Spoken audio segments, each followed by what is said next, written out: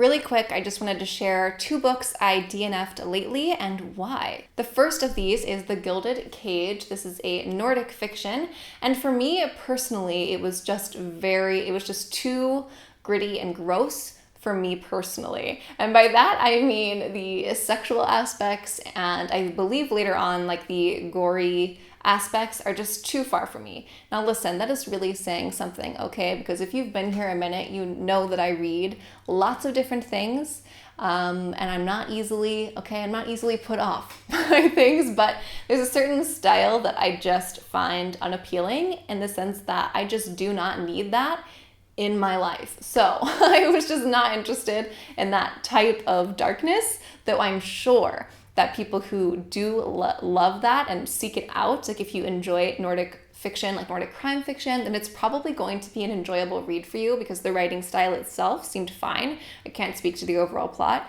but the writing style seemed fine. It's just that it was just frankly too gross for me, okay? And I just wasn't interested in that story enough to put up with that for that long. So I don't know, maybe it was just me, but it was just too much. The second book is In Awe, and that is a book, a nonfiction about kind of finding your inner child again, or the study of what makes children so in love with the world. You know how they always ask what, and discovering everything is such a joy because everything's new, things like that. I was kind of excited about this because I love that concept. It's something I really believe in and something I've aspired and still aspire to do my entire life, which is to never lose the love of being in love with the world and just being fascinated by things around you and life itself. So I was excited to read that because I thought it would, reawaken that or give you some sort of practical tips or advice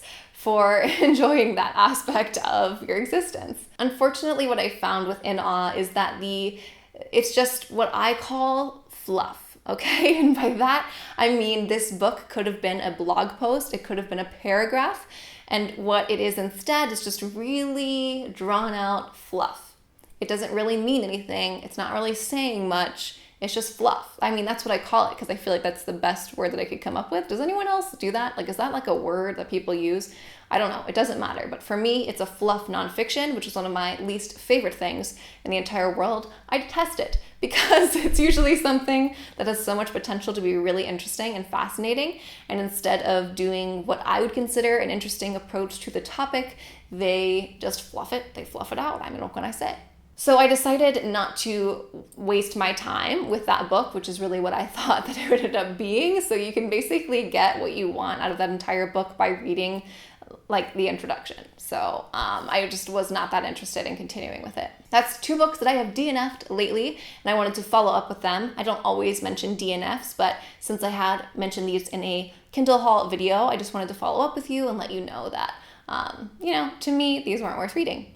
Thanks so much for watching. I hope if you like this video, you'll give it a quick thumbs up, drop a comment below, and if you're new here and you haven't subscribed yet, but you like all things bookish, then I'm your girl. So go ahead, press that subscribe button, and I will see you on the next one. Thanks for watching. Bye, guys.